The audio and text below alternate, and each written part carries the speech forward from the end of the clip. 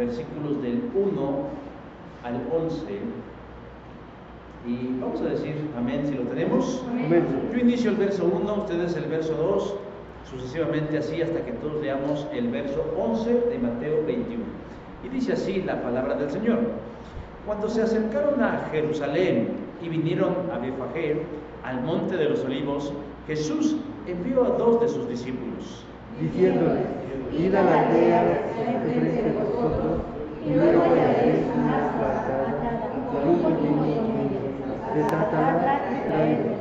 y si alguien os dijere algo, decid: el Señor los necesita, y luego los enviará.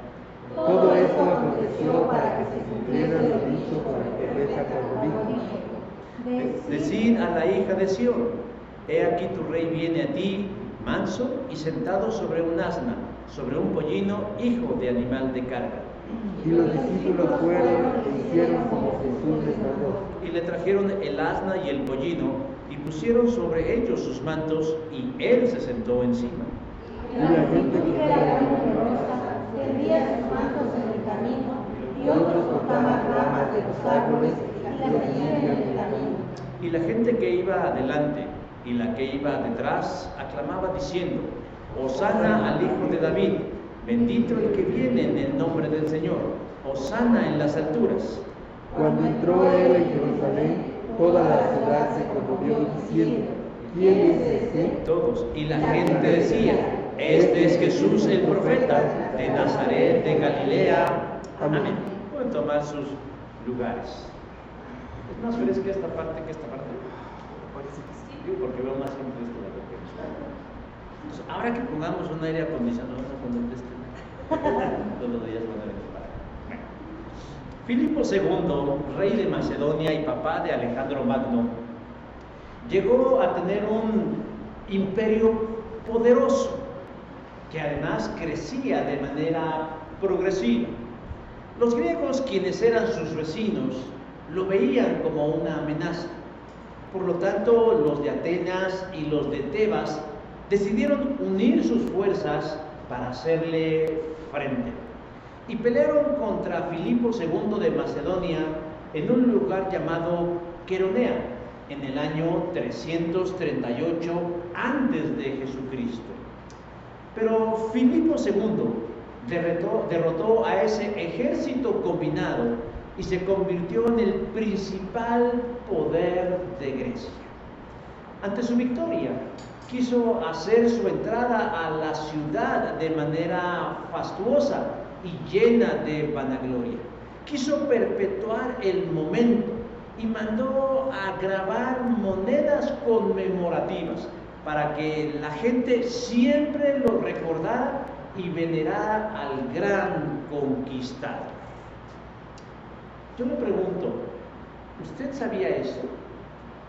¿Usted lo tenía presente en los muchos recuerdos que usted guarda allí y que son valiosos, como un cumpleaños, un aniversario, una despedida, un triunfo?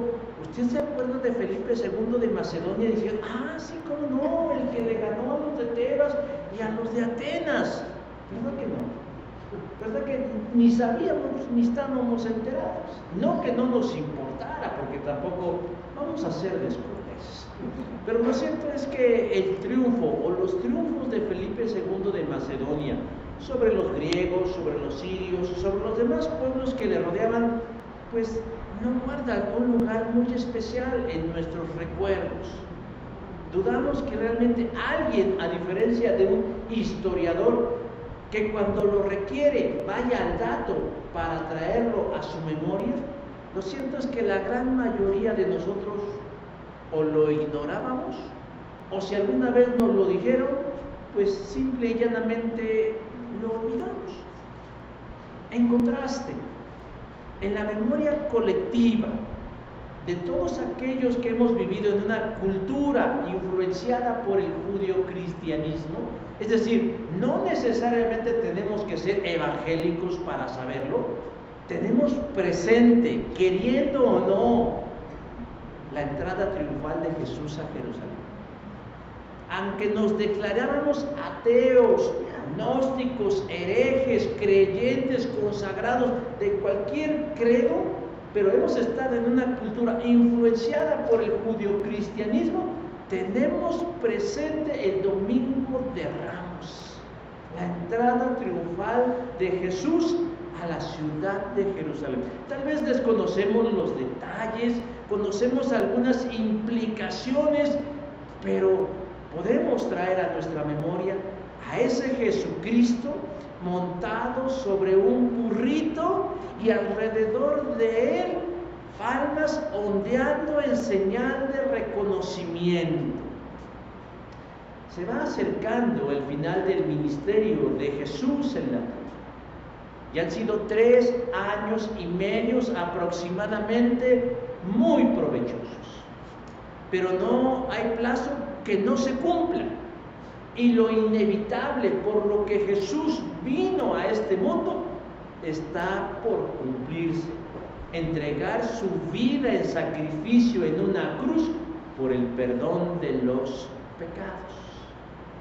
Jesús junto con sus discípulos vienen de Betania, el lugar donde habitan grandes amigos de Jesús: Marta, María y Lázaro.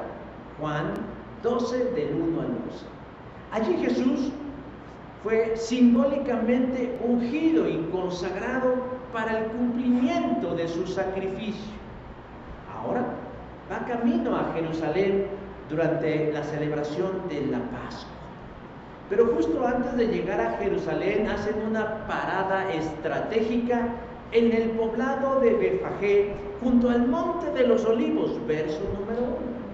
Y esa parada estratégica es para que Jesús le encomiende a 2 de sus discípulos que se adentren en la aldea cercana, donde encontrará una burra atada y a su burrito con ella, versículo 2.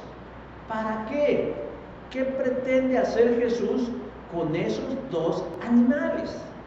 Tomarlos y traérselos al Maestro para el cumplimiento de una misión que puede parecer extraña, pero que revelará la naturaleza, la misión y la verdadera personalidad de Cristo como el Mesías. Jesús les advierte que habrá quien les objete por qué se llevan a esos animales, pero Jesús como Rey empieza a hacer gala de sus poderes, diciéndole que le digan, valga la redundancia, a quien le pregunte, que el Señor los necesita y luego los devolverá. El Domingo de Ramos, o la entrada triunfal a Jerusalén, es uno de los momentos más icónicos de la cristiandad. Es uno de los momentos más reconocidos junto con otros de la catolicidad. Y aquí quiero abrir un paréntesis. Nosotros somos católicos en el sentido de la naturaleza de la misión de la Iglesia. Roma secuestró el término y se lo ha apropiado y lo anda alardeando como suyo, pero ellos son romanos. Nosotros somos de la catolicidad en el sentido que la Iglesia de Cristo es universal. Y el Domingo de Ramos marca el fin de la Cuaresma, esos 40 días previos a la conmemoración de la Semana Santa, que junto con otros momentos, la Semana Santa, el Viernes Santo, la crucifixión, la resurrección, la natividad, la ascensión y otros más, tienen un significado e implicación profunda en la fe del creyente. Por eso es menester que nosotros sepamos los pormenores de la entrada triunfal de Jesús o del conocido Domingo de Ramos. Y el pasaje nos muestra 3 elementos importantes que usted como creyente, si no quiere ser tachado de hereje, pero además no quiere encontrarse sorprendido fuera de la fe cristiana, debe conocer acerca de la entrada triunfal de Jesús a la ciudad de Jerusalén. La entrada de Cristo a Jerusalén en esta cuarta ocasión, porque ya había entrado 3 veces antes, son momentos icónicos, representativos de la fe cristiana. Y por lo menos significa 3 cosas importantes. La primera cosa que representa la entrada triunfal o el domingo de Ramos en la fe es que es un momento de cumplimiento, dice verso 4. Todo esto aconteció para que se cumpliese lo dicho por el profeta. Acabo de decir que Jesús va a Jerusalén y no es la primera vez. Ha estado 3 veces anteriores. Si su ministerio duró 3 años y medio, significa que Jesús fue por lo menos una vez al año, como buen judío, a la conmemoración de la Pascua. Pero ahora la manera en la que Jesús llegará a Jerusalén será distinta a las otras 3. En las otras 3 y a lo largo de su ministerio, Jesús se manejó en un muy bajo perfil, en una modestia presentación. Si bien es cierto, sus discípulos, sus seguidores, sus allegados, incluso su madre, intuían con mucha certeza que Jesús era algo más que un buen hombre o que un milagrero que decía palabras interesantes, en su corazón y en su razón ellos tenían la certeza que ese hombre era el Mesías de Dios. Pues ha llegado el momento de que todos lo sepan. Y como lo diría su candidata favorita, fuera máscaras,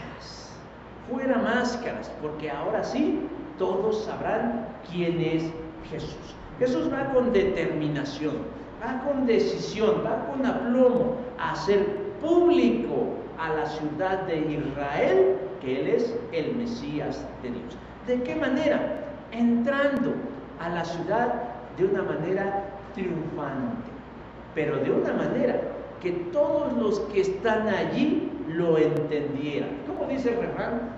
Al buen entendedor, pocas palabras. Jesús pidió a 2 de sus discípulos que se adentraran en la aldea de Betfagé y que tomaran prestado a una hembra asno y a su cría y se los llevaran a él, versículos 2 y 3. Una vez que ellos tuvieron al asna y al pollino, colocaron sobre ellos sus mantos, versículo número 7. La intención de Jesús es que mediante esa manera en la que Jesús iba a entrar, el judío promedio entendiera quién era Él. Mateo presenta las palabras del versículo 5 como si Jesús las hubiera dicho. Dice así: todo esto aconteció para que se cumpliese lo dicho por el profeta, versículo 4. Y el versículo 5, Mateo hace o da a entender que es Jesús quien refiere la profecía. Decid a la hija de Sión: he aquí tu rey viene sobre ti, manso y sentado sobre un asna, sobre un pollino, hijo de animal de carga. ¿Qué está citando Jesús? ¿O qué está citando Mateo diciendo que Jesús lo dijo? Una profecía que se dijo hace 450 años a través del profeta Zacarías y que hoy leímos hoy aquí como lectura de invocación. Pero ¿qué significan estas palabras? Zacarías fue un joven profeta que ejerció su tarea en la parte de Judá 450 años antes del nacimiento de Jesús. Él ejerció su ministerio después del exilio babilónico. Le tocó tiempos de reconstrucción, pero no solo física, sino también espiritual. El templo estaba en ruinas, pero también la vida espiritual de la nación. Y tanto Ageo como Zacarías fueron llamados a alentar al pueblo, a animar al pueblo, a estimular al pueblo, a que levantaran el templo, pero también levantaran el alma. Y así fue. Ellos empezaron a reconstruir bajo el liderazgo del sacerdote Esdras el templo, pero también con miras a restablecer la vida espiritual de la nación. Pero Zacarías no solo fue llamado a ser porrista de Dios en el pueblo, sino que también a anunciarle juicio a las naciones de alrededor de Judá.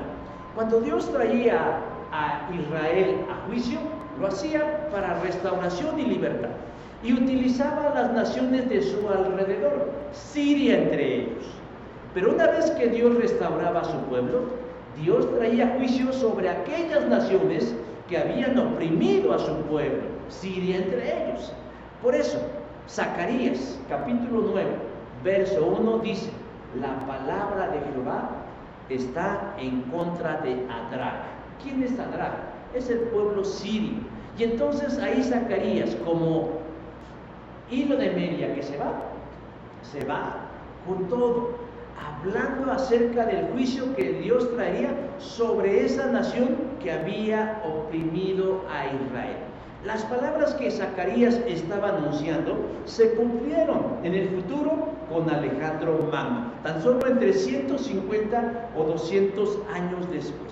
Pero justamente en esa profecía de Zacarías 9, encontramos en el versículo 9 una mención, una alusión que ocurriría no con Alejandro Magno, sino ocurriría en el futuro, que en ese momento ellos no sabían cuándo sería, pero dice que significaría algo importante: la manifestación del Mesías de Dios, que implica que libertad, que implica que perdón, que implica que restauración, que implica que reconciliación de parte de Dios con la humanidad, en este caso con su pueblo. Cuando los judíos estudiaban y conocían esta profecía, en su mente ellos tenían una idea ya preconcebida, que cuando ellos vieran a un hombre entrando a Jerusalén, montado de manera humilde, sencilla, modesta, sobre un burrito, inmediatamente, en clic, en automático, sabrían ellos que ese era el Mesías de Dios. Por eso Jesús mandó a sus discípulos diciendo: entren a Betfagé, encontrarán ahí a una asna con su cría, tráiganlas. Los discípulos obedientemente fueron, le colocaron una montura, vamos a decirlo así, improvisada, una montura compuesta por los mantos de ellos, y Jesús se subió en ella, y así encaminó sus pasos hacia la ciudad de Jerusalén. En la mente del judío, en la mente del israelita del primer siglo, mirar a un hombre entrando a la ciudad de esta manera le transmitía un mensaje claro: es el Mesías de Dios, es de naturaleza real, es de naturaleza divina y es de naturaleza humana. Y eso para ellos representaba el cumplimiento, mis hermanos, el cumplimiento de las promesas que Dios había dado en el pasado, que Dios había dado en el pasado, se empezaron a cumplir en ese momento. Ahora, ¿por qué lo hizo Jesús de esta manera? ¿O por qué Dios lo pidió de esta manera? Porque algunos dirán: no, pues es que lo que se espera, como en el caso de Filipo II y de muchos reyes, las entradas triunfales manifestando su poderío y su gloria se hace a través de vestiduras suntuosas, de caballos poderosos, de carros finamente adornados y de un séquito de gente que representa a lo más alto y a lo más digno de la sociedad de tal nación. En este caso no es así. En la cultura israelita, hermanos, los reyes utilizaban mulas o asnos para transportarse como señal de realeza, pero además en un sentido de paz. Si nosotros vamos al libro de los Jueces, en su capítulo 10 y en su versículo 12 respectivamente, vamos a encontrar que personajes importantes de Israel se transportaban en mulas, no en caballos, no en corceles, no en pura sangre, sino en mulas. Cuando Salomón ascendió al trono de Israel, su llegada fue sentado en un asno. Primer libro de los Reyes, capítulo 1, versículo 38. Dice: y descendieron el sacerdote Sadoc, el profeta Natán, Benaía, hijo de Joiada, y los ereteos y los pereteos, y montaron a Salomón en la mula del rey David. David tenía una mula y en ella paseaba. Salomón paseaba en la mula de su padre, y era muy probable que Saúl, el primer rey, también la tuviera. Jesús sabía, Dios sabía, y el pueblo sabía que un hombre montado sobre una mula representaba al Mesías divino y real de Dios. Cuando un rey en Israel montaba un caballo y lo hacía en un carro, lo hacía para mostrar su poderío militar, lo hacían para la guerra. Por eso en las contiendas bélicas que tuvieron los israelitas no estaban presentes las mulas, sino los caballos. Así pues, el profeta no estaba inventando nada. Él simplemente estaba transmitiendo lo que Dios le estaba diciendo. He aquí, hija de Sión, tu rey viene a ti, manso, sentado sobre un asna, sobre un pollino, hijo de animal de carga. Hermanos, el Domingo de Ramos marca un momento muy importante en la fe de muchos, porque es un momento en donde las promesas de Dios están en un cumplimiento constante, en aquello en lo que hemos depositado nuestra fe y nuestra esperanza. La gente de Judá estaba cansada de vivir bajo la opresión de los romanos, y si no eran los romanos habían sido los sirios, y si no los asirios, y si no los babilonios, y si no los filisteos, y si no los moabitas, y si no los egipcios, pero el caso es que siempre había una opresión sobre ellos. Dios desde Génesis 3:15 anunció la llegada de alguien que rompería esa opresión, no solo de una nación, sino de la humanidad entera. Domingo de Ramos es un momento en donde todas esas promesas que se han ido cumpliendo desde el nacimiento de Jesús están tomando forma y se están cumpliendo cabalmente. Se están cumpliendo en su tiempo y en la medida que Dios así lo ha designado. San Pablo diría más adelante: Dios cumplió su promesa al enviar a Jesús, quien era descendiente de David, para ser el Salvador. Todo lo que ha sucedido antes de eso no era más que pura especulación, y no estoy diciendo que fuera una especulación vana, no, pero no tenían todavía certeza de muchas cosas. Si bien es cierto, Jesús se transfiguró delante de algunos cuantos, Pedro, Juan y Jacobo, lo cierto es que el resto de sus seguidores todavía no tenían certeza de quién era y a dónde los llevaba a ese hombre. La verdad es que las profecías están sustentadas en la voluntad de Dios, y la fe de los judíos del primer siglo estaban sustentados en esas profecías, como Génesis 3:15, segundo libro de Samuel capítulo 7, Salmo 89, Isaías 9, Isaías 6 e Isaías 11. Y ellos tenían esa esperanza, que algún día eso llegaría. Hermanos, nosotros vivimos tiempos complicados. Nosotros también tenemos lo nuestro, nuestra cultura, nuestro tiempo, nuestra generación no vende piñas. Estamos viviendo tiempos muy difíciles, y no solo en lo individual, en casa, en la familia o en lo personal, en la salud, sino como sociedad. Estamos viviendo el deterioro de los valores, estamos viviendo la inseguridad, y no hay alguien o algo que nos pueda dar certeza de que el día de mañana estaremos mejor. Porque cada vez que acaba un gobierno y empieza otro, sea en una democracia o sea en cualquier otro tipo de gobierno, lo cierto es que el ser humano siempre vive bajo una terrible opresión. Pero los cristianos, los creyentes de Jesús, tenemos esperanza. ¿En qué? en que Jesús dijo que Él vendría, que Él volvería por nosotros, que Él vendría por su iglesia y que traería retribución y castigos a quienes nos oprimieran y quienes nos harían sufrir, pero también que premiaría nuestra fe, que también Él galardonaría nuestra confianza. No hablo de la salvación porque esa es gratuita, pero sí de nuestra fidelidad.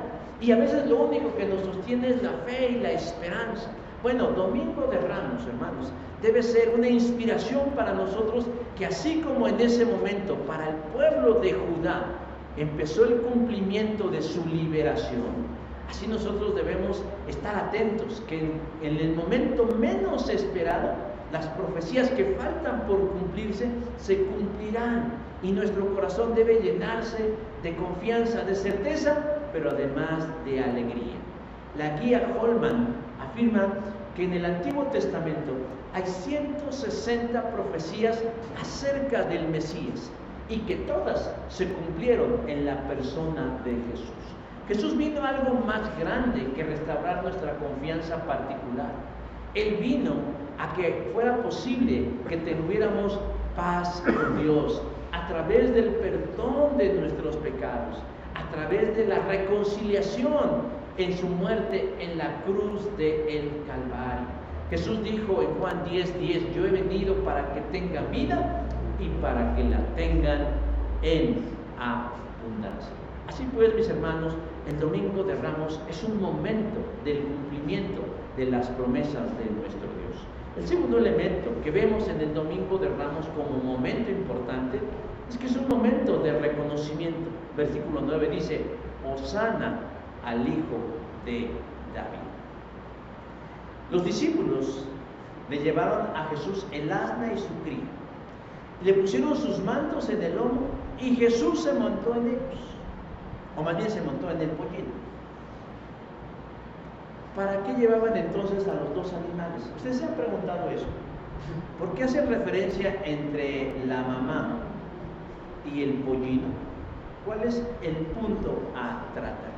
El punto, mis hermanos, es que el animal, el pollino, era un animal, vamos a decirlo así, nuevo. Nunca nadie antes lo había montado. Y el hecho de que alguien se subiera en él implicaba un riesgo, que no se dejara montar. Pero aún así, le tuvieron que llevar a su madre para que su mamá le diera confianza y seguridad y pudiera cumplir satisfactoriamente la misión que le habían encomendado, llevar sobre sus lomos al Mesías de Dios. Eso, mis hermanos, me inspira, porque si Jesús se fija en el detalle con un burro, cuanto más con este otro burro, y con cualquiera que de pronto le ponemos objeciones para hacer su voluntad. ¿Cómo le haré? ¿Sí podré? ¿No lo haré? ¿Le diré? ¿Y qué será, Señor? Si el Señor se preocupó por un pollino y por su seguridad y su confianza para cumplir un ministerio tan sencillo como echarse en el lomo al Señor Jesús y llevarlo algunos kilómetros simplemente cargando, cuanto más tendrá cuidados de nosotros. Pero bueno, ahí va el Señor Jesús, subido en el pequeño animal de carne. Va ahí en el camino rumbo a Jerusalén. Y en ese camino hay una multitud, una gran multitud, verso 8, que de pronto se percató de eso. Eran judíos que iban también a Jerusalén a la celebración de la Pascua. Porque los judíos no únicamente vivían en Jerusalén, había judíos de la diáspora, es decir, que habían sido dispersados y vivían en otras regiones, que habían nacido fuera de Jerusalén, pero que a diferencia de muchos que a veces denostamos a los judíos diciendo, es que mataron a Jesús, es que ellos ya no viven en el pacto, pues eran más fieles que muchos cristianos que viven en la gracia. Ellos religiosamente iban cada año a celebrar la Pascua a Jerusalén. Inmediatamente, cuando ven a Jesús montado en ese pollino, allí la enseñanza que en su casa recibían otro elemento que debiera avergonzarnos a nosotros. En su casa recibían instrucción religiosa y espiritual. Aquí hoy queremos que la iglesia haga lo que a mí me corresponde, enseñarle a mi hijo y a mi hija qué es la escritura y cuál es la fe. Pero ahí la gente era parte de su cultura, era parte de ellos, por ser parte del pacto de Dios. Nosotros como cristianos tenemos que crecer en esa idea, hermanos, en esa idea.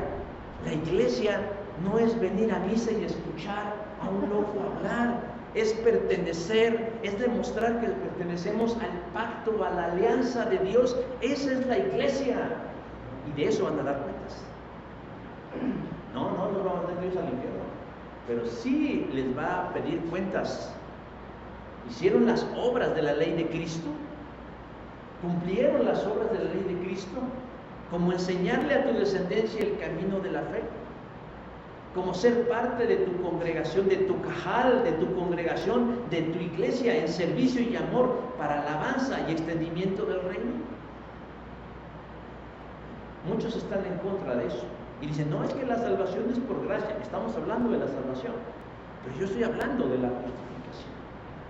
El punto, mis hermanos, es que esas personas que iban a Jerusalén ven a Jesús allí, inmediatamente en sus cabecitas les trajo a la memoria lo que a nosotros también, cuando vemos a alguien montado en un burrito, ¡ay, Domingo de Ramos! ¡Ay, Jesús entrando a Jerusalén! Inmediatamente se encendió en ellos, ya no la luz de la esperanza, sino la iluminación de la verdad. Este es el Mesías de Dios. Y entonces, verso 8, tendrían sus mantos en el camino. O sea, la gente lo vio y dijo, este es el Mesías. Y todos que utilizaban ese tipo de vestimentas, se quitaban esos mantos y los colocaban para que en su paso el rey no pisara el suelo, sino pisara sus mantos. En una señal de ¿qué? De reconocimiento, de sometimiento, de alabanza, de adoración. Y además dice, y otros cortaban ramas de los árboles y las tendían en el camino. No traigo manto, bueno, arranco. Eso fue al principio. Con el tiempo lo cambiaron a palmas, ¿no? Pero cortaban ramas de los árboles. Y cumplían dos funciones. Una, no traigo manto, pero le allano el camino al rey. Y la otra, era en señal de alegría y de algarabía. Así como cuando van unos al estadio y ondean la bandera de su equipo favorito, o ondean un banderín, o ondean estos dedos de una espuma, de que mi equipo es el número 1, algo así. O sea, no estoy diciendo que sea lo mismo, pero es algo similar para que tengamos una idea más contemporánea. Aquello era una romería, hermanos, y la gente y los peregrinos que iban llegando reconocen a aquel hombre montado en un burrito y rodean a ese hombre, y entonces empiezan a rendirle proscuneo, lo que decíamos la semana anterior. ¿Qué es proscuneo? Adoración, alabanza, que únicamente es merecida ¿a quién? A Dios y al Mesías prometido. Proscuneo, alabanza y adoración. Era un hombre montado en un burro, pero ellos recordaron Zacarías 9:9. He aquí tu rey viene sobre ti. Ellos no tenían que ir a buscar en Google, ¿qué significa? No, ellos lo sabían. Era parte. Y entonces de ahí se toma la palabra de decir, es el Domingo de Ramos, o la entrada triunfal. Las ramas de los árboles, o ondear palmas, era parte de la cultura, de los usos y costumbres de los hebreos, que representaban ¿qué? Alegría, dicha, gozo, regocijo en el pueblo. Así lo dice Levítico 23:40. Durante la fiesta de los tabernáculos, la gente ondeaba esas palmas celebrando la provisión del Señor. En 2 de Macabeos, capítulo 10, cuando el pueblo rededicó el templo que Antíoco había contaminado, y lo rededicaron y lo purificaron, los judíos celebraron ondeando ramas de los árboles en sus manos en señal de alegría. Lo mismo sucede con la entrada de Jesús a la ciudad de Jerusalén. Pero no como cualquiera, sino como el Cristo de Dios. Ya hemos dicho que ellos estaban en una dualidad cognitiva muy interesante. Por un lado, ellos tenían esta enseñanza, pero por otro lado habían también sido influenciados por su ego, por su egolatría, porque ellos decían, es que el Mesías debe ser un tipo de guerrero militar como lo fue David. ¿No? Pero no. En este caso Jesús llega, como lo dice la profecía, humilde, manso, sentado sobre un asna, sobre un pollino, hijo de animal de carne. Salió alguien de las autoridades de Jerusalén a recibirlo. ¿Salió acaso el sumo sacerdote a darle la bienvenida? Salió el Sanedrín, que era este grupo de sabios compuesto por fariseos y saduceos, eminencias y eruditos de las Escrituras, a darle la bienvenida. ¿Fueron acaso las autoridades romanas quienes tenían tomado a Jerusalén también? No, ninguno de ellos. Supieron, yo creo que esto había sucedido, pero a manera de menosprecio no hicieron acto de presencia para, según ellos, no alentar el espíritu de fanatismo entre el pueblo. Ahora, no estoy diciendo que ellos sean los malos de la historia, porque a veces tendemos a movernos en esta dualidad que nos enseñaron las telenovelas mexicanas, o las series, o los cómics, de que hay buenos y hay malos. Y los religiosos eran los malos. No, hay que tratar de empatizar un poquito con ellos y entenderlos. La fe de ellos, la fe de Israel, la fe judía, eran ellos mismos. Es decir, era todo lo que ellos eran. Era su historia, eran sus costumbres, era su familia, era su estabilidad en todos los sentidos. Y ellos se sentían que debían resguardarla. En esencia, ellos sentían que si ellos se iban en pos de cualquiera, pondrían en riesgo la estabilidad de su ya de por sí mermada nación de Judá. Tenían que lidiar con el yugo de los romanos, tenían que lidiar con ellos, y por eso podemos entender un poco la reacción y el rechazo de ellos. Pero hubo otro elemento, hermanos, que hizo de la entrada de Jesús un momento de reconocimiento. ¿Y saben qué fueron? Los vítores del pueblo. Hosana al Hijo de David. Bendito el que viene en el nombre del Señor. Hosana en las alturas. No solo fue la figura de un hombre montado en un asno, lo que evocó en su memoria que él era el Mesías de Dios, sino lo que salió de sus labios. Hace un rato nuestra hermana nos decía, ¿qué significa la palabra Hosana? Y de manera tradicional la palabra Hosana la toman del griego, que significa bendito o gracia de Dios, alabanza. Pero su origen es aún más antiguo, porque proviene del hebreo, yashá, que es un clamor de libertad. Líbranos, sálvanos, protégenos, ayúdanos. De tal manera que cuando ellos le gritan a Jesús, Hosana al Hijo de David, sálvanos.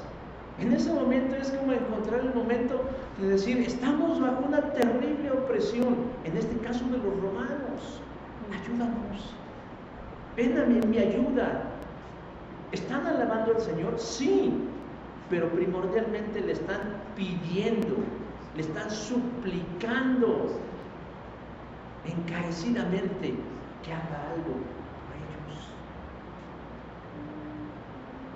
Estaba viendo yo tristemente en lo que antes era Twitter, ahora es X, el video de una maestra que estaba maltratando a un niño y lo estaba obligando a comer. Lo tenía entre sus piernas, sostenida entre sus rodillas de ella, que lo apretaba el torso del niño, y con una de sus brazos le agarraba sus bracitos, y con la otra mano, la que tenía libre, le zambutía la boca en la comida, y el niño la escupía y le decía que se Entre más le escupía, más lloraba. Así como algunas señoras luego hacen así. Entonces total que así le hacía, y estaba el niño y le amenazaba y le gritaba. Y de pronto el niño empieza a pedirle a su mamá: mamá, sálvame. Algo así. Ese es un Hosanna, hermanos.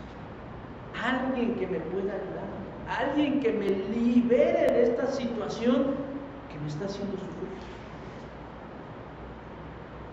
Como diría el Chavo del Ocho, fue sin querer queriendo, pero la gente estaba profetizando en ese momento. Estaban sirviendo de instrumento cuando clamaban a Jesús sobre el burrito diciéndole: Hosanna, hijo de David, bendito el que viene en el nombre del Señor. Hosanna en las alturas. ¿Saben?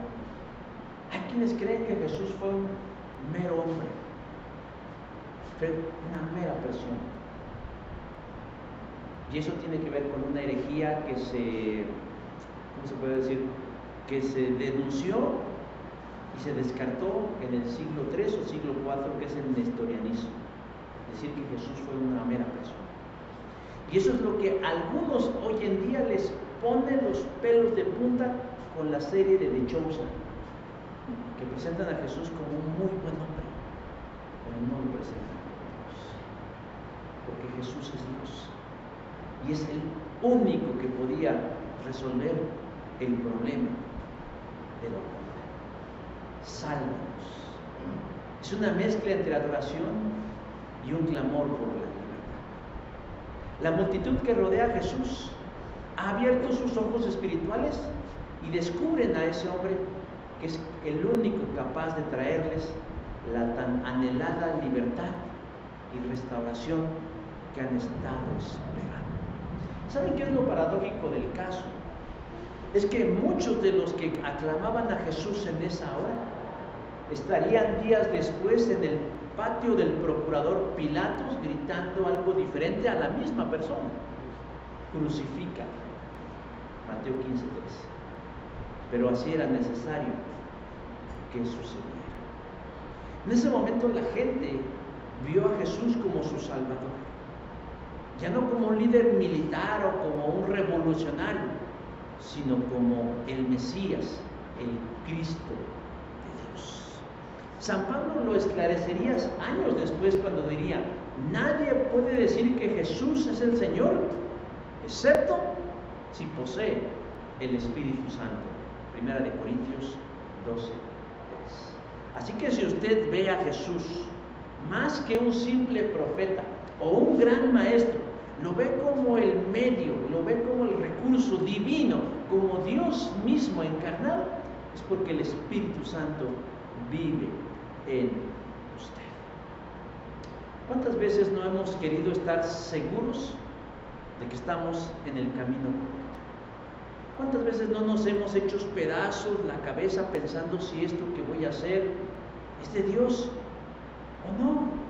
Estamos como tratando de identificar si la oportunidad que ha llegado a mi vida viene de Dios o no viene de Dios. Este trabajo vendrá de Dios, este negocio vendrá de Dios, este galán vendrá de Dios, esta muchacha vendrá de Dios, esta iglesia será de Dios, esta enseñanza. O sea, estamos como en esa búsqueda y tenemos ahí como esa inquietud. Pues déjeme decir que un hombre de Dios tiene certeza, porque cuenta con la iluminación de Dios. Sabe reconocer los tiempos, los caminos, los métodos y las maneras de Dios, porque guarda una estrecha relación con Él y Dios le revela siempre la dirección en la que ha de caminar. Y por último, el último elemento que nos habla acerca del Domingo de Ramos como un momento importante, además que es un momento del cumplimiento de las promesas de Dios, un momento del reconocimiento de Dios, es un momento de cambio. Versículo 10: cuando Él entró en Jerusalén, toda la ciudad se conmovió. Esto que yo les acabo de narrar es previo, entre Betfagé y Jerusalén. Esto ha ocurrido antes, pero Jesús ya está entrando a Jerusalén. Y cuando entra en Jerusalén, cuando entra en Jerusalén, las cosas toman un sentido aún más grande. Es interesante porque yo había dicho que Jesús no era la primera vez que había ido a Jerusalén, esta era la cuarta vez. Pero entre la tercera y la cuarta vez, sobre Jesús pesaba una amenaza muy grande, una amenaza de muerte.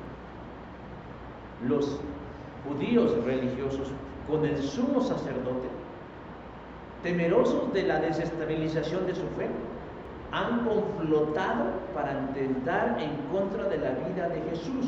Juan 11, del 45 al 57.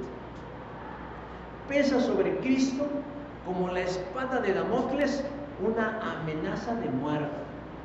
En donde lo veamos, cuello, chicharrón a las gallinas, lo vamos a matar. Esa era la consigna que ellos tenían.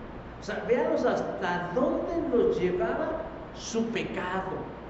Hoy en nuestra clase de Santiago redescubrimos o supimos o hablamos que el origen de los conflictos y las disputas entre nosotros vienen de nosotros mismos, de nuestro pecado que vive allí. Y estos, sin temor alguno, habían planificado que en cuanto Jesús entrara a Jerusalén, lo iban a matar. Sí, pero nada más que no esperen tantito. Toda esa comitiva que iba vitoreando a Jesús, y con palmas, y con mantos, y con hosanas, le habían servido a Jesús como una especie de campo protector, como guardaespaldas involuntarios, porque permitieron que Jesús entrara a Jerusalén sin un rasguño. Cuando por fin entra a la ciudad de Jerusalén, esa algarabía llamó la atención de los propios de la ciudad. Y dice el evangelista, ¿cuál fue la reacción de los habitantes? Verso 10 dice, toda la ciudad se conmovió. En otras palabras, fue sacudida por ese momento, por ese instante. Exactamente de la misma manera que 33 años atrás, cuando un grupo de sabios del Oriente llegaron a esa misma ciudad haciendo preguntas desconcertantes e incómodas. ¿Dónde está el que ha nacido, el rey de los judíos? Pues su estrella hemos visto del Oriente y hemos venido a adorarle. Mateo 2, versículo 2. Herodes, que era el rey de ese entonces, se turbó, o sea, se destanteó, pues, dirían los chavorrucos, se sacó de onda. No sé cómo lo diríamos de hoy, pero los chavorrucos de mi tiempo dirían que se sacó de onda. Dice, y toda Jerusalén con él. Si 33 años atrás, una simple preguntita, realmente le sacudió la polilla a todos ahí, ahora imagínense en acto presente, adulto y como un rey. Sacudió los cimientos de la sociedad de Israel en ese momento. Porque ante la idea de que las promesas mesiánicas se cumplieran, a cualquiera, hermanos, le tiemblan las calcetas. Para Herodes representaba la pérdida de su reinado, como que un rey, pero para el pueblo representaba el preámbulo de la libertad y de la restauración. Años después, cuando llega este hombre montado en un burrito, rodeado por un montón de personas, ondeando y aclamándole, Hosana, el hijo de David, nuevamente se enciende la luz y a la vez de la confianza. Los han tomado por sorpresa. Para muchos hermanos, esa Pascua iba a ser como cualquier otra. Como cuando venimos a la iglesia, ¿no? Voy a ir a la iglesia, luego voy a comer, luego voy a ver una película, luego la voy a preparar mis cosas para el lunes. Y la verdad es que a veces no esperamos nada extraordinario. Seamos honestos. Esta Pascua va a ser como cualquier otra. Este culto va a ser como cualquier otro. Esta Semana Santa va a ser como cualquier otra. Pero eso es un error, hermanos, de actitud. Dios puede sorprendernos en cualquier momento. Dios puede sorprendernos en cualquier momento. Y sorprendió a los habitantes de Jerusalén que estaban haciendo sus cosas como siempre lo hacían, previo a la celebración de la Pascua. De alguna manera no esperaban la manifestación del Mesías, no lo esperaban. Los dispensacionalistas, esos que creen que en la segunda venida de Cristo habrá un arrebatamiento, dicen, deben vivir en rectitud porque si no, se quedan. ¿No les dicen así? Ay, no, que el Señor me encuentre porque me voy a quedar. Pero los que creemos en la Escritura, no en el dispensacionalismo, claro que debemos estar atentos a los tiempos, pero no porque nos vayamos a quedar, sino porque nos vamos a ir. ¿Ven la diferencia de enfoques? Una enfocada en lo negativo y el castigo. Pórtate bien porque si no te quedas. No, está atento porque van a venir por ti. Yo no sé a cuántos de ustedes les prometieron, arréglate que rato vengo por ti. Espero que nunca les hayan dejado así, como dicen, vestidos y alborotados, porque se ha de sentir muy gacho, ¿no? Y hasta me bañé, me eché a remojar, me descostré, en fin, ese día me puse mis mejores trapitos y me dejaron ahí. Bueno, de alguna manera el Señor nos ha pedido eso, esa actitud, no para ver si me quedo, sino que el Señor dice, yo vengo pronto, lo que significa pronto para Él, pero voy a venir por ti, voy a venir por ti. Y eso, hermanos, debe alentar siempre nuestra fidelidad, nuestra expectativa a permanecer fieles, estar atentos al tiempo. ¿Estuvieran de acuerdo o no el sumo sacerdote o los fariseos? La llegada de Jesús trastornó Judá y a partir de ese momento ya no fue la misma. No fue la misma. Justo antes de que Jesús llegara a Jerusalén, y eso nos lo refiere Lucas, esto se llama panorama amplio del Evangelio. Y antes de que Jesús, o tal vez mientras Jesús esperaba que llegaran los discípulos con el pollino, se posicionó en un lugar estratégico y pudo ver la ciudad de Jerusalén. Y dice Lucas que lloró por ella. Y le dijo, Jerusalén, Jerusalén, ¿cuántas veces he querido tenerte bajo la sombra de mis alas? Y tú no has querido. Lucas 19. Jesús no había sido el primero en decir que era el Mesías. Ya habían habido otros que, queriendo engañar al pueblo, dijeron que eran el Mesías. Pero fueron silenciados y asesinados y sus movimientos desaparecidos. Solo que en esta ocasión las cosas serían distintas. Jesús sí era el Mesías. Jesús sí era el Rey libertador prometido por Dios. Y su entrada a Jerusalén era la de veras, la buena, la del comienzo de la libertad y de la restauración. Pero no únicamente para el judío del primer siglo o del segundo templo, sino como Dios lo había determinado, a todo aquel que cree. La gente en Jerusalén, al ver el alboroto, se preguntó, ¿quién es este? Versículo 10. Y quienes le acompañaban en su contingente respondieron de manera enfática, es Jesús, el profeta de Nazaret de Galilea. La semana anterior descubrimos las tres dignidades de Cristo: sacerdote, rey y profeta. Y la gente que contestó a quienes preguntaban quién es este, tenían bien claro quién era ese Jesús del que estaban acompañando. Era el profeta de Nazaret de Galilea. Y que estaban convencidos quién era y a qué había venido. Y a partir de entonces, la vida de todos aquellos que creyeron en Jesús cambió radicalmente, cambió sustancialmente. Fue un giro de 180 grados, yendo en pos del pecado y la perdición a la vida eterna y la libertad. Hermanos, el Domingo de Ramos es eso. Es un momento de cambio. Es un momento de cambio. Escuchaba un predicador que decía, Semana Santa debe ser días de ayuno y de oración. Yo quisiera verlos, iba a estar todos los días en ayuno. No, empieza por cambiar esto. Permite que Dios obre en tu vida. Permite que Dios obre en tu carácter, en tu persona, en tu pensamiento. Introdúcete sí, en un momento de comunión con el Señor y dile, yo quiero ser como tú quieres que yo sea. Hay quienes creen tener un panorama completo de la historia y del fin de los tiempos. Pero Jesús nos va a volver a sorprender, hermanos. Dios nos va a volver a sorprender.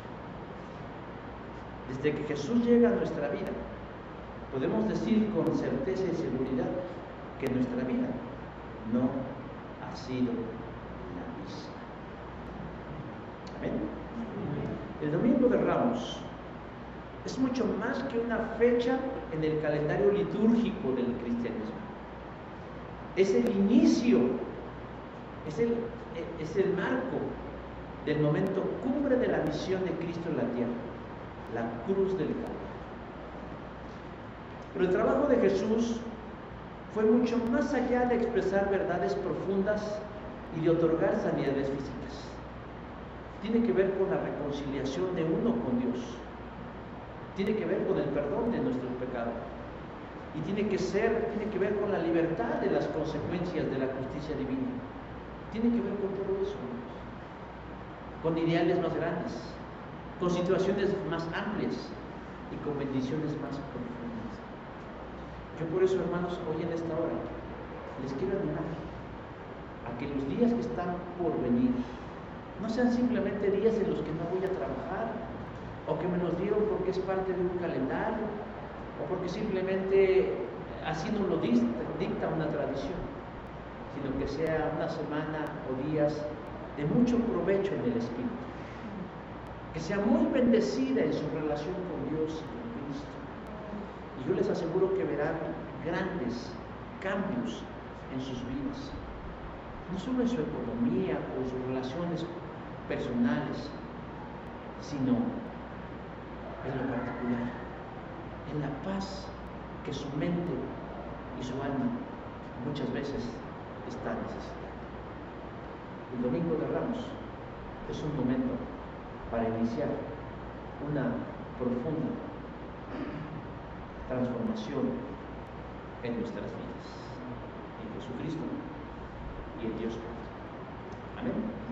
Vamos a cerrar nuestros ojos y vamos a pedirle a Dios que nos bendiga en esta hora. Señor, queremos darte gracias en el nombre de Jesús por la oportunidad que nos das de encontrarnos hoy aquí, Señor, delante de tu presencia y poder meditar en esta enseñanza y de poder extraer de ella significado y extraer de ella conocimiento, pero desde luego, Señor, también saber cuál es tu voluntad para cada uno de nosotros en lo particular y también para tu iglesia. Queremos realmente, Señor, ver la entrada de Jesús a Jerusalén como un tipo, si se permitiera la expresión, del cumplimiento de Él en nuestras vidas, de mirarlo a Él llegar a nosotros en el cumplimiento de una promesa que tú sembraste en el corazón. Eclesiastés dice que tú pusiste eternidad en el corazón del hombre, y nuestro corazón muchas veces está anhelando esa eternidad, esa trascendencia, esa, ¿cómo decirlo?, como mirar más allá de lo que a veces lo cotidiano nos muestra, de que la vida tiene significado, de que somos algo más que, como algunos dicen, polvo de estrella, de que somos entes que tienen una conexión con lo eterno. Y lo tenemos hoy a través de Jesús. Que sea, Señor, una especie de anuncio de que tú, Jesús, eres el único camino verdadero, de que tú eres Dios mismo encarnado, y que haciéndote hombre has hecho posible que nosotros nos vinculemos y nos relacionemos contigo. Algo que fuera de ti no es posible y que puede parecernos loco o inclusive puede parecernos absurdo, pero que es una realidad a todo aquel que lo cree. Pero también, Señor, que sea un tiempo de cambio, de renovación, de transformación, de un aire nuevo en nuestras vidas, porque lo necesitamos. Los afanes, los problemas, las circunstancias, cosas que traemos tal vez arrastrando desde antes, nos impiden caminar con libertad y con soltura, Señor, en este lado de la eternidad, preparándonos para la eternidad misma. Ayúdanos, Señor Jesús, a que realmente también nos sintamos cada día conmovidos, a que no nos acostumbremos y a que desechemos esa actitud de no esperar nada extraordinario. Que hoy en este día, a partir de este momento, nosotros esperemos de ti una sonrisa, algo que aliente nuestra confianza y algo, Señor, que nos reafirme la idea que creemos en un Dios poderoso. Te alabamos y te bendecimos, Señor, y recibe de tu pueblo, de tu iglesia, de tus hijos, de tu familia, todo honor, toda gloria y toda alabanza, por los méritos divinos de Cristo, nuestro Señor y Salvador. Amén. Gracias, que el Señor les bendiga.